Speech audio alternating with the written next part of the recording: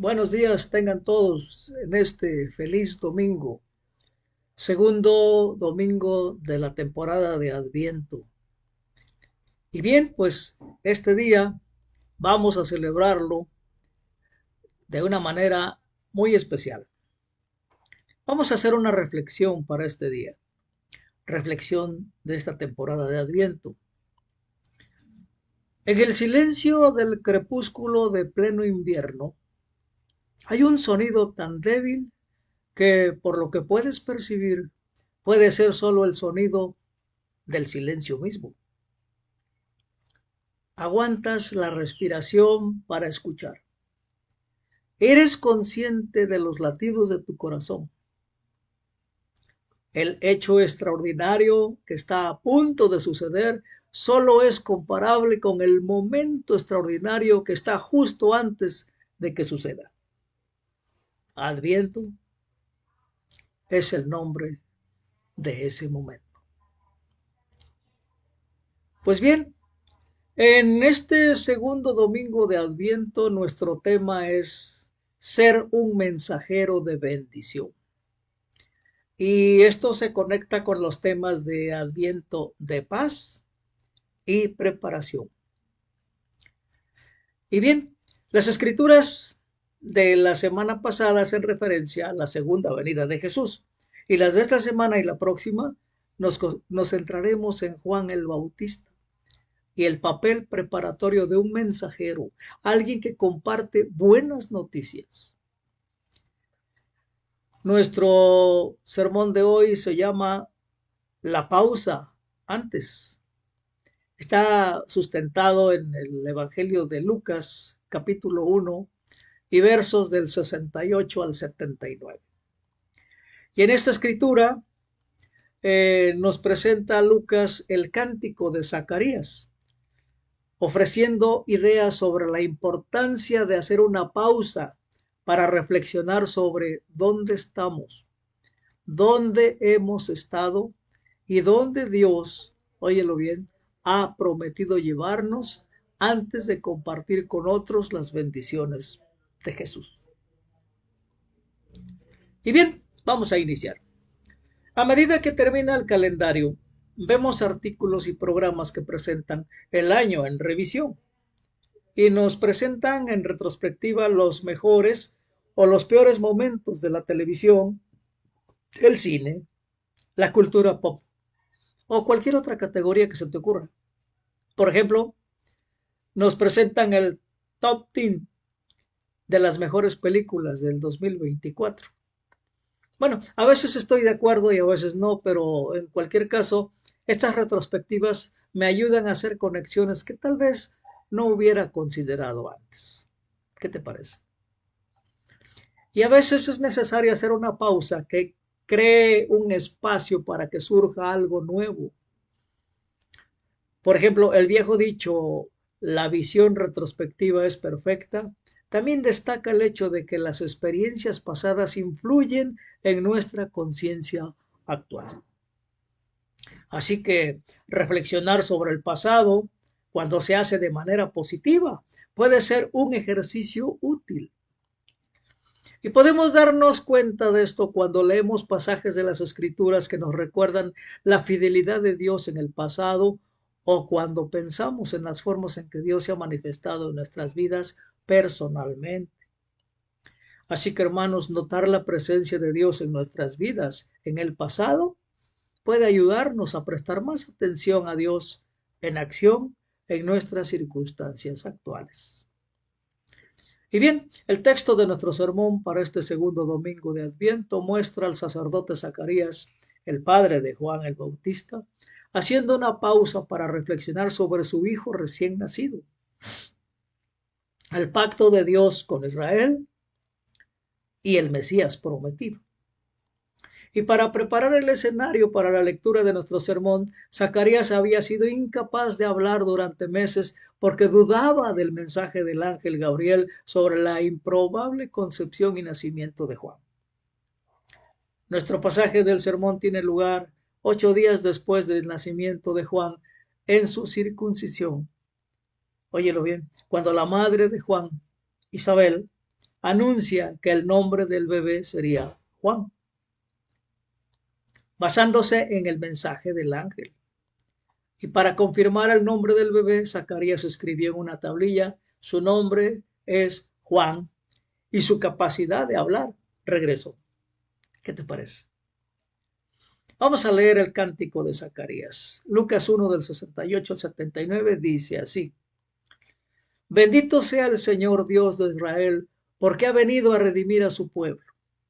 Nos envió un poderoso Salvador en la casa de David su siervo, como lo prometió en el pasado por medio de sus santos profetas, para liberarnos de nuestros enemigos y del poder de todos los que nos aborrecen, para mostrar misericordia a nuestros antepasados al acordarse de su santo pacto. Así lo juró a Abraham nuestro padre. Nos concedió que fuéramos libres del temor al rescatarnos del poder de nuestros enemigos para que le sirviéramos con santidad y justicia, viviendo en su presencia todos nuestros días. Y tú, hijito mío, serás llamado profeta del Altísimo, porque irás delante del Señor para prepararle el camino. Darás a conocer a su pueblo la salvación mediante el perdón de sus pecados, gracias a la entrañable misericordia de nuestro Dios. Así nos visitará desde el cielo el sol naciente, para dar luz a los que viven en tinieblas y en sombra de muerte, para guiar nuestros pasos por la senda de la paz. Amén. ¿Qué te parece esta escritura? Esta escritura del cántico de Zacarías, llamado el Benedictus, por la primera palabra de la traducción latina del cántico, bendito. Y algunos eruditos sugieren que, con excepción del versículo 70, los versículos del 68 al 74 parecen estar tomados de antiguos salmos mesiánicos. Del cántico de Ana, la madre de Samuel, que se encuentra en 1 Samuel 2 del 1 al 10, y una conocida bendición judía diaria. Los versos del 68 al 75 destacan varias profecías del Antiguo Testamento. Señala su cumplimiento en un Mesías y señala que el hijo de Zacarías, Juan, sería un profeta que prepararía el camino para ese Mesías. Están redactados de manera similar a ciertos salmos de alabanza, por ejemplo, el Salmo 34, el Salmo 67, el Salmo 103 y el Salmo 113. Así como aquellos que recuerdan que el Salvador de Israel vendría del linaje de David, como el Salmo 132, 17. Los señores Marcus Borg y John Dominic Crossan, en su obra La Primera Navidad, escriben que el uso que hacen los escritores de los evangelios de fragmentos de pasajes del Antiguo Testamento tiene sentido cuando consideramos que el lenguaje del Antiguo Testamento le resultaba muy familiar porque era su Biblia. Sus frases eran su lenguaje natural de agradecimiento y alabanza. Y el uso de estas frases en estos himnos subraya la convicción de Lucas de que Jesús es el cumplimiento de la ley y los profetas. Amén. Los versos del 76 al 79 parece ser un añadido a un himno que fue cantado por los seguidores de Juan. Y Zacarías deja en claro el papel de Juan como profeta, que prepararía a la gente para el Mesías. Así que, hermanos, el simbolismo contrastante de oscuridad y luz es similar al que se encuentra en el Evangelio de Juan.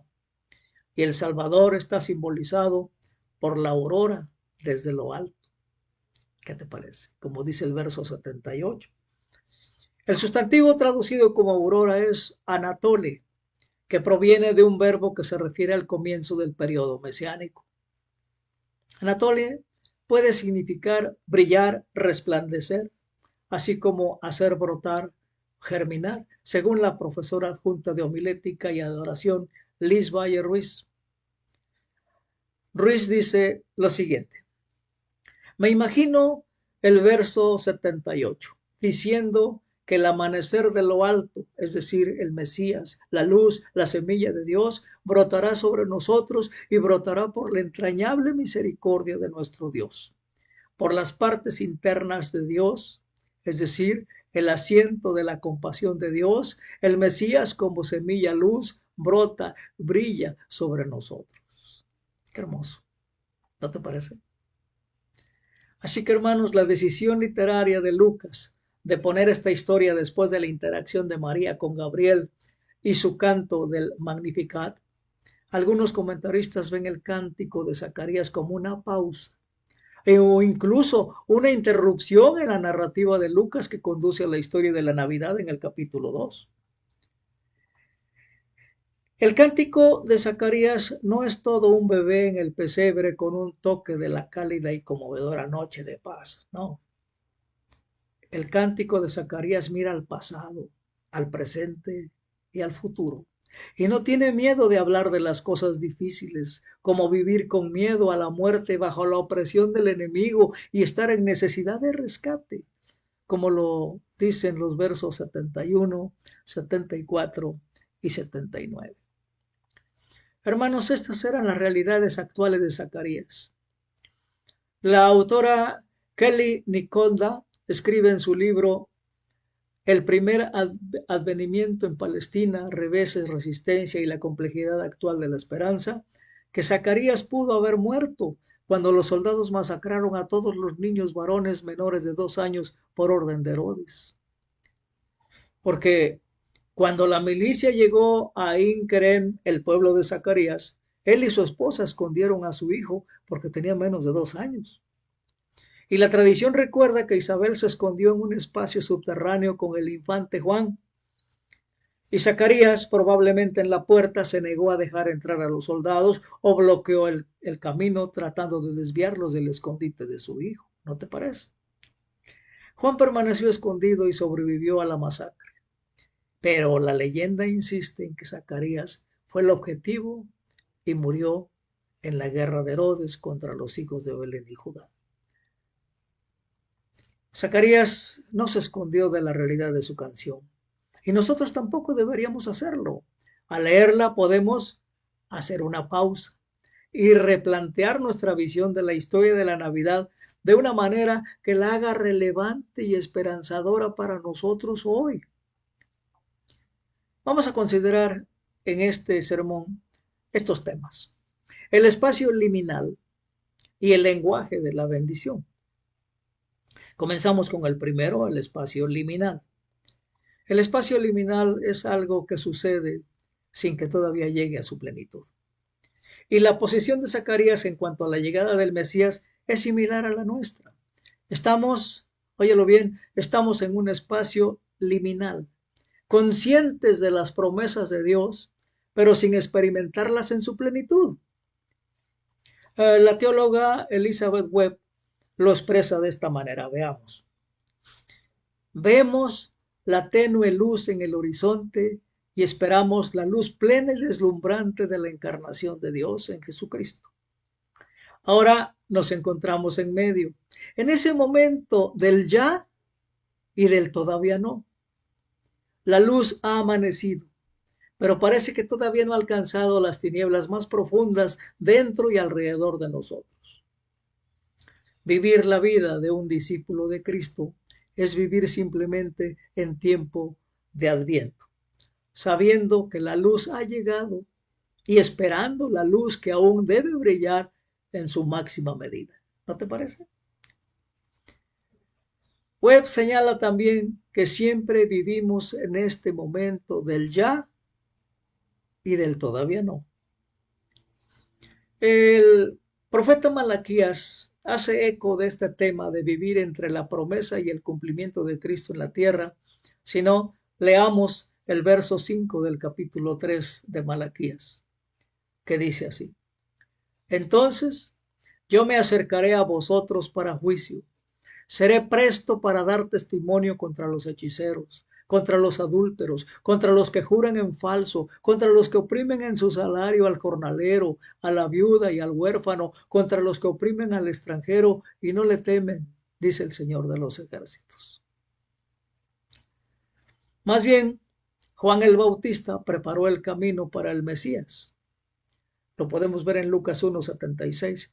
Y el poderoso Salvador del linaje de David apareció como se había profetizado. El cumplimiento completo del cántico profético de Zacarías aún no ha sucedido. Como señala Michael Chang, director ejecutivo de Fe y Aprendizaje del Concordia College, que dice así, veamos, Jesús dejó a su pueblo bajo la opresión de los romanos. La sombra de la muerte sigue ensombreciendo toda vida. La paz en la tierra, en el mejor de los casos, temporal.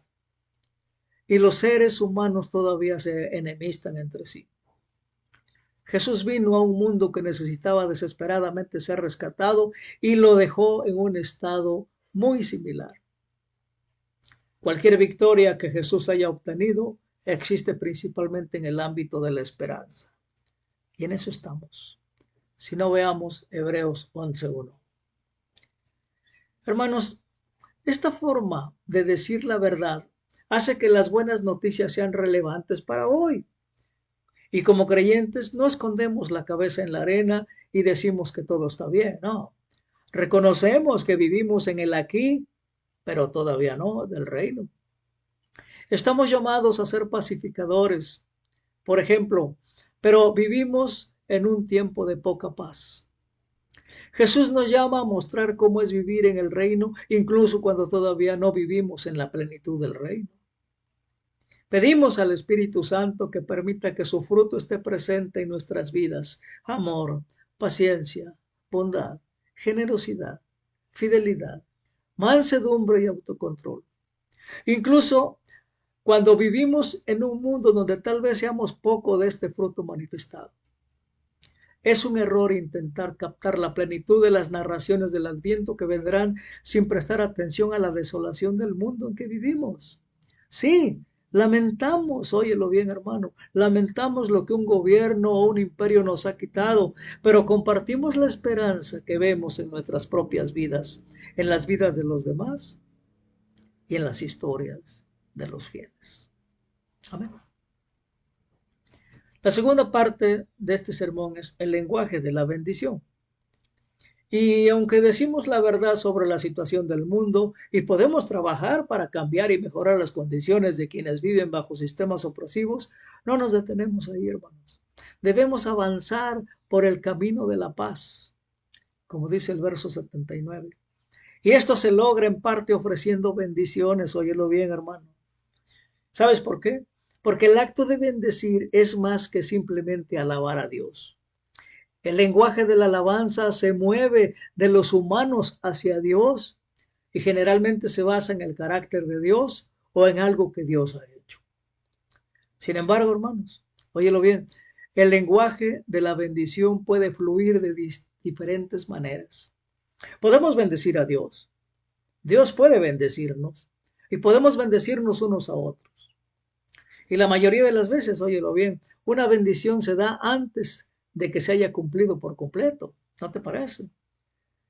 Lo que le da un aspecto profético en el que quizá no pensemos. Y cuando Dios bendice a una persona, esa es una promesa y Dios la cumple. Y por otro lado, cuando las personas bendicen a Dios, es una declaración de confianza basada en la fe, en el amor infalible de Dios por la humanidad y toda la creación. No se nos olvide. Así que, hermanos, cuando nos bendecimos unos a otros, aprovechamos la oportunidad para pedirle a Dios lo mejor y más elevado para el otro. ¿O lo pides para ti? No, ¿verdad? Y ahora, esto no resuelve los problemas para nadie. No prescribimos cómo Dios podría resolver tu situación.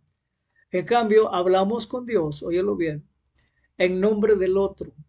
E invitamos a que haga lo que sea bueno para su mejor y máximo florecimiento. El teólogo Dallas Willard escribe que bendecir es un acto profundamente personal y poderoso. Es la proyección del bien en la vida de otra persona. Y no solo son palabras, es la expresión real de tu voluntad para el bien de otra persona y siempre involucra a Dios. ¿Qué te parece? Un ejemplo de una bendición que podríamos ofrecer a otra persona se encuentra en Números 6 del 24 al 26, que dice así: El Señor te bendiga y te guarde. El Señor haga resplandecer su rostro sobre ti y te muestre su misericordia. El Señor alce sobre ti su rostro y ponga en ti paz. Amén. ¿Qué te parece esta bendición? Regresemos al cántico de Zacarías.